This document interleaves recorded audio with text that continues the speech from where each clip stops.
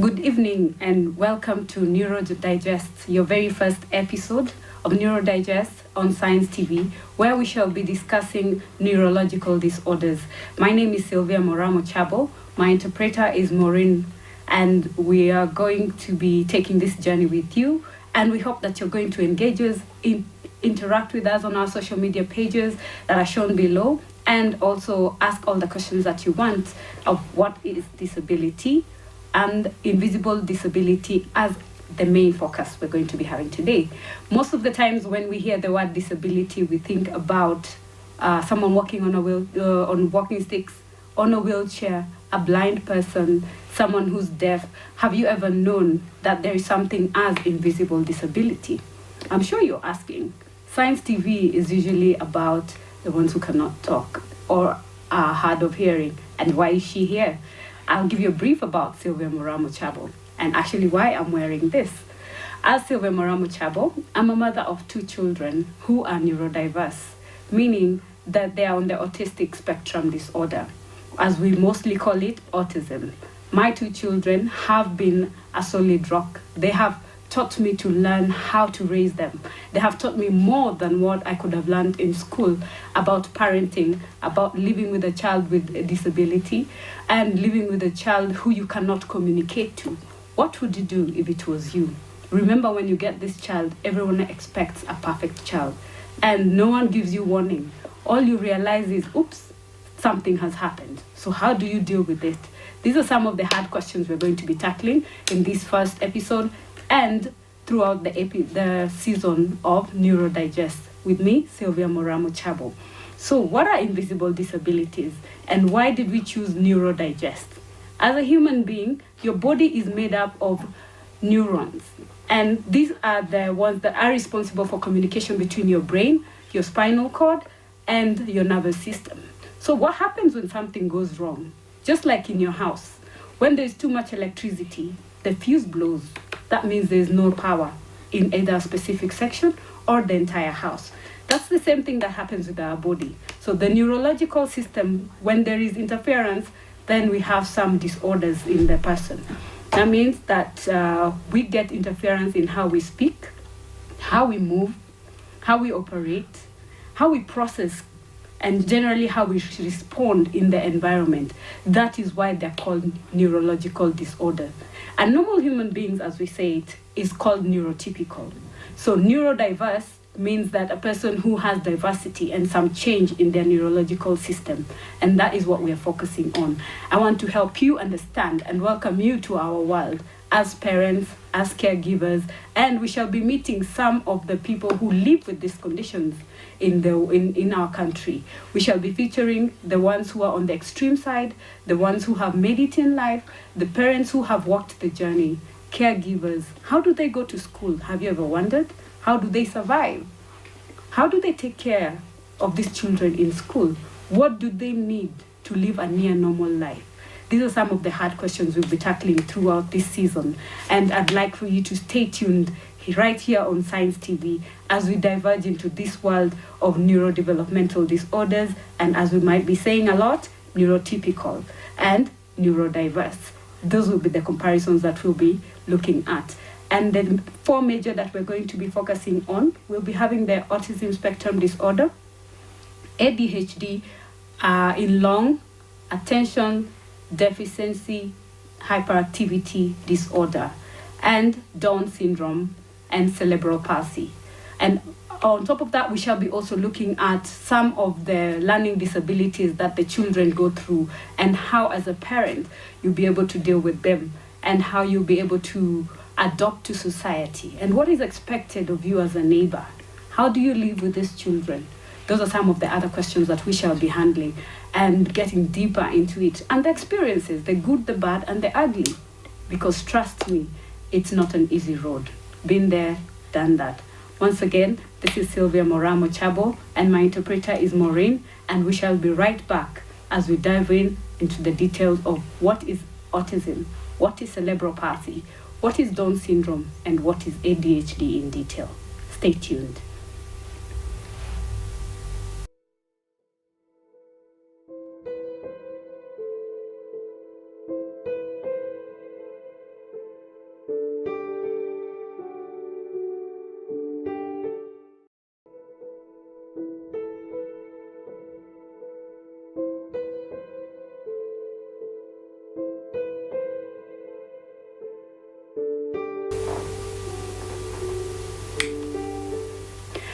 Good evening once again, and welcome back to Neurodigest with Andy Speaks and Science TV. I'm your host, Sylvia Mochabo, and with me is the interpreter, Maureen. And we are going to dive into who is Andy Speaks. Then we go to the definitions. Andy Speaks for Special Needs Person is a non-for-profit organization that I founded in honor of my 3 children, specifically the 2 who are on the autistic spectrum.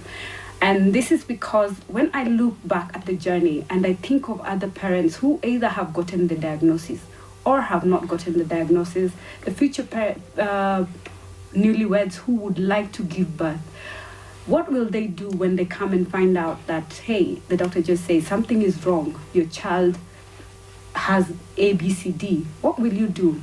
How are you going to process it? For us who have already been there and done that, it was like a walk in the forest without a map. Like the doctor tells you, goodbye, good luck, I wish you all the best, because that's the reality of a special needs parent. Going through the services is not a walk in the park. And hence we decided, with the stigma that we have experienced as parents, let us educate society, because it will only get better if you understand my child. That's the only way you'll be able to embrace his difference, because they're not weird, they're not abnormal, they're just different. The same way everyone is different and no one is ever the same to the other. That's the same thing with neurodiverse children. Now, under Andy Speaks, we seek to educate, inspire, advocate, and rally for special needs persons, be it a child, an adult. We will look to go into the policies that surround the society. How are we included? How are we integrated into society? After they go to school, where do they go? Who employs them? Have you ever thought about that? Have you ever wondered, the person that you might see walking around and maybe they're talking to themselves and you're busy saying they're mentally ill, is it really mental illness? So let's break that down and let's diverge into the real definitions of some of these neurodiverse conditions, as we call it, neurodevelopmental disorders. So we'll start with cerebral palsy. Cerebral palsy is often caused by brain damage. This happens before or during the child's birth. This is the first 3 to 5 years of a child's life, and cerebral palsy primarily affects the body movement and the body coordination of a child. So this is something that once a child gets born, during that time, anything can happen. And if they get brain damage, then they get affected. Most of the persons with cerebral palsy have limitations in movement. So they'll be either on a wheelchair or they will not be able to move at all. They might be bedridden, and they may be able to walk with a walking stick, and some walk on their own fairly. So what does this mean? Cerebral palsy affects different sections of the brain, because that is now what affects their movement. Remember when we started, we talked about neurodiversity being about the communication between the head, the spinal cord, and the neurological system in our body. So if the communication breakdown happens, that's why you find they have difficulty in this. Even the communication is affected for people living with cerebral palsy, as we may call it CP. Let's go now to Down syndrome. Down syndrome, also known as trisomy 21, is defined as a genetic disorder that is caused by the presence of all or a third of a copy of chromosome 21. When a child is being formed in the mother's womb, our DNA of the father and the mother, we always have 21. When the last section of the DNA with the chromosomes are combining, if it splits and then rejoins, that makes it 21 and a half on one side. If it duplicates and you have double, that still causes Down syndrome. Or if you have half of it breaking and joining again, that's the same thing. So it typically is associated with the physical growth delays. Characteristics of Down syndrome, you always find that we have the facial features where the eyes will be a bit slit. You will find their hands will look a bit different, and they might have mild to moderate intellectual disability. The other thing is their communication will be challenged in speaking, but most people with Down syndrome always have an easier way to communicate. So there is always the mild and severe for Down syndrome, which is one of the diseases, the neurodiverse diseases that are not very common in Kenya, but very common in other parts of the world. Let's go to autism spectrum disorder. This is the most common of all the neurodiverse conditions that we're currently facing. Is one of the things we're trying to find out, is it that we are more aware, or is it that it has always been there, we've just been looking at it differently? So what is autism? How have you even ever heard of autism? But now let's answer that question for you. Autism spectrum disorder, why spectrum? It's called a spectrum because it is very wide.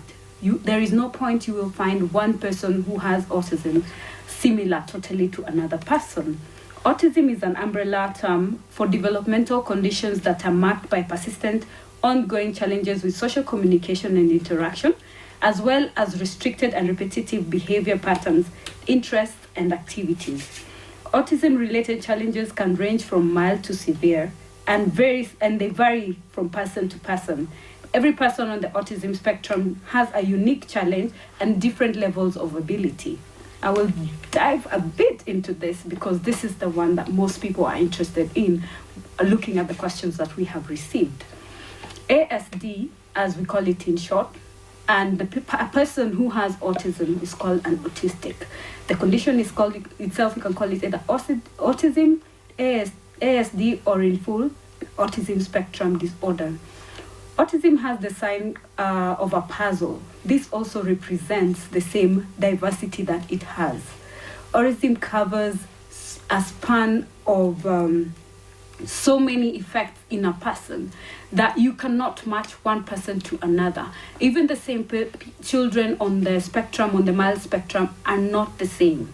So that's why we have the puzzle, because you have all these different areas that are affected in one's body, and there are different ways that the child gets affected in communication, in sensory, how they socialize, how they relate in society. And the one common factor in all these neurodiverse is the fact that all of them, their communication is affected. You will find 80% of people living with these invisible disabilities are nonverbal. What do I mean by that? This means that a child may be able to hear you, but they might not be able to respond to you. That makes them nonverbal.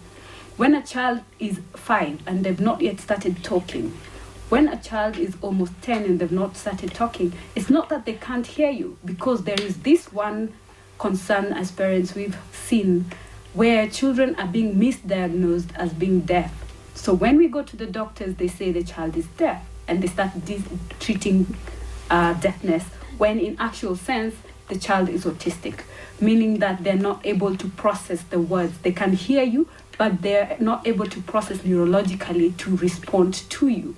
The other challenge that you'll find common with the children is the lack of eye contact. Why is this? Most of the children who are affected tend to have a tendency that they can only process 2 to 3 things.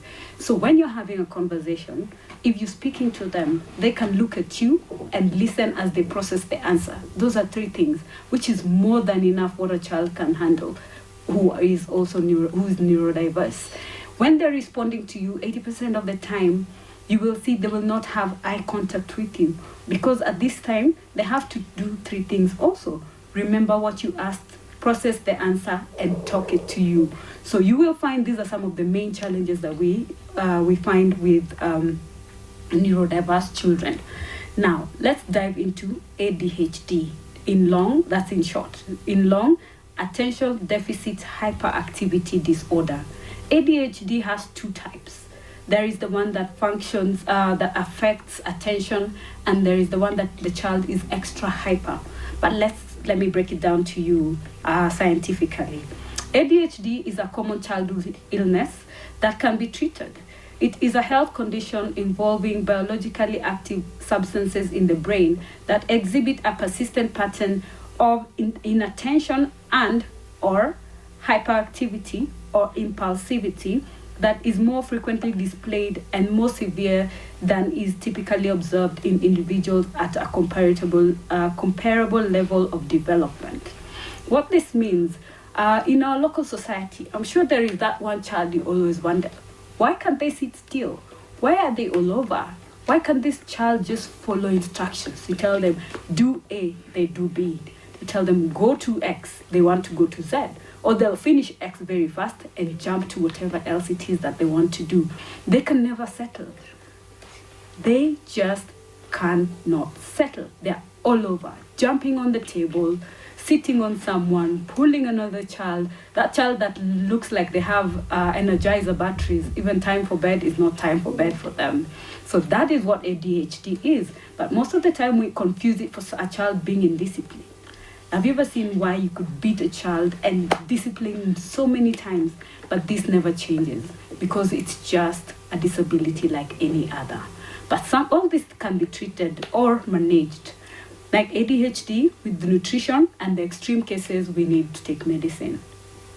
Autism spectrum disorder is managed through many ways. There is need for therapy. There is need also for education like any other child in class. We have behavior management, and we have sensory management for the children who have hypersensitivity. For ASD children, autistic children, you'll find that they have their own coping mechanisms. I'm sure we all saw the viral video of Cody, the boy who was singing. We all noticed that he was rocking. We all noticed that he had difficulty in speaking, and we noticed that he's blind. Most of the time you'll find persons with neurodevelopmental disorders having underlying medical conditions, especially on the autistic spectrum.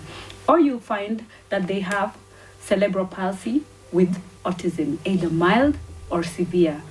Both of them can happen to the same individual. So it always varies. And the other thing I want us to focus on, now that we understand what is actually going on with these children and even adults, you can look at yourself, you can remember that neighbor or that friend that you saw some of these characteristics in. I'm glad that now you know what's going on with them or what it is. So how do we live with them in our society? How do we embrace them? Remember, disability is not inability. It just depends with how you handle them, how you interact with them, how you embrace them. So let us embrace the people who are different, because that's all there is. They're simply different. Engage with us on social media. Bring on the questions, anything that you'd like for us to look at in this first episode of the first season of Neurodigest. With me, Sylvia Mochabo, and my interpreter, Maureen. We shall take a short break and we shall be right back. Thank you.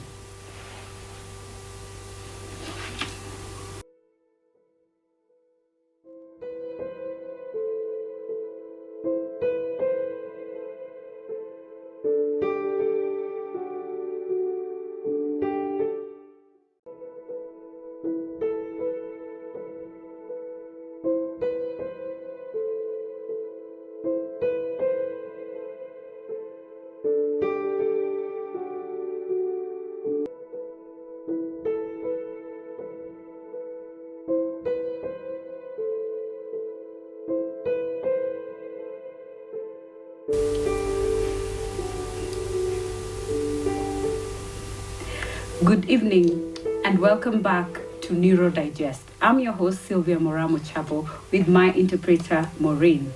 And like we have spoken earlier, we've touched on the definitions of the various neurodiversity conditions that we have. We have also touched on what is Andy Speaks and why Neurodigest. As you've seen as a common factor, all the conditions we have discussed, there are certain delays, there are neurological challenges that the children go through that has affected how they live, how they interact. One thing I want us to all remember, that developmental delays are just commas, they're not full stops, and your child can still get there. So if you want to see how to take care of a child who is challenged, look at their siblings, see the love. These children have emotions just like everyone else, even the adults who have lived with these conditions in their lives. You will notice that they have unconditional love because you cannot taint them. The only sad part of that is we take advantage of them. That is the sad reality of what goes on. So, as Andy Speaks, we're trying to look into what are the human rights policies and all the things that we set for ourselves. Have we included the special children? Have we included the adults? How is education? How are their classes? They need more than a regular child needs. They will need the regular classes that everyone gets. On top of that, they need therapy in various kinds. To help them with their speech, they need speech therapy. To help them with their fine motor skills and general movements, they need physiotherapy and occupational therapy. Remember, as we said, it's about communication between your brain, your spinal cord, and your nervous system. So if there's a breakdown of communication, they will find it hard to coordinate when they want to reach out, when they have to eat. This is especially noticed in the persons who have the extreme effects of either autism, cerebral palsy, and Down syndrome, because they need much more care than the ones who have mild to lower end of the challenges that we have spoken about. So as a community, how do we integrate? What do you do as an individual when that child comes to you and never talks? Do we go saying the way they have bad attitude? Or do we embrace or even take a minute to find out, hey, what could be the problem? Have you ever tried to even learn sign language or how to say hi? Or used pictures to just try and communicate so that you can connect with them? It's not that they're deaf. They hear you perfectly well. Even when you talk ill of them, they hear you. They still have emotions. They're human. The only thing is they're a bit different. Let me move to a question that we have received from one of our viewers. Rose asks, how soon can a parent know of developmental issues before diagnosis, especially when the doctors insist to be patient and children have different times of reaching milestones? In all the four that we have discussed, I will touch on cerebral palsy, Down syndrome, and autism, because those are the ones that we can have early intervention. Early intervention means you recognize that something is wrong and do something about it, because only then will a parent have enough time to act and do things that are right. But that only comes when, as a parent, you embrace your child. We all know, and we have learned in school, and even our grandmothers have taught us as mothers, when a child is born, by a certain age, they should be able to sit up straight. When you're breastfeeding your child after delivery, how well has the child latched onto the breasts when they're breastfeeding? Are they looking at you as a mother when you talk to them? Do they do the coos and cars when you're doing all the small ticklies when you do to children? How do they respond? Do they smile back? Do they stare at you blankly? Are they least bothered? How is the neck development, the neck support of your child? Are they able to sit stable, hold their neck upright by the right time? This is tentatively 3 months. A child should be able to hold their head independently when you're holding them. When it gets to 6 months, have they attempted to sit? Have they attempted to crawl?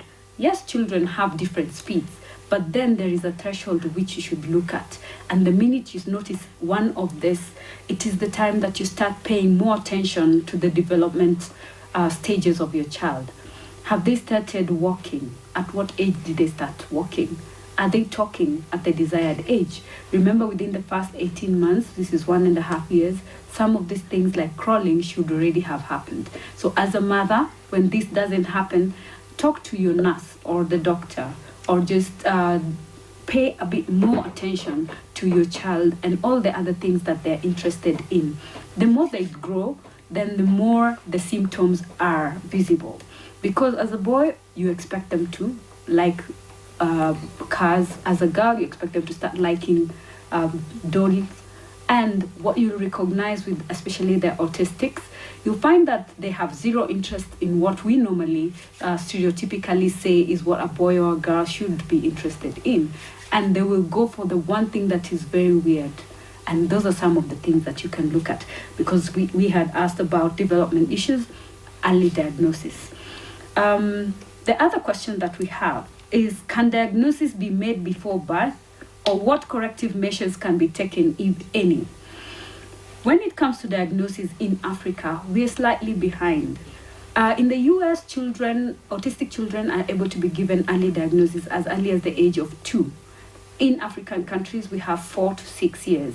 If you get one that gets earlier than that, then you're lucky. And most of the time, it ends up being the extreme cases, because you find that autism can sometimes affect our the physical function of a person when it is on the extreme side of the spectrum.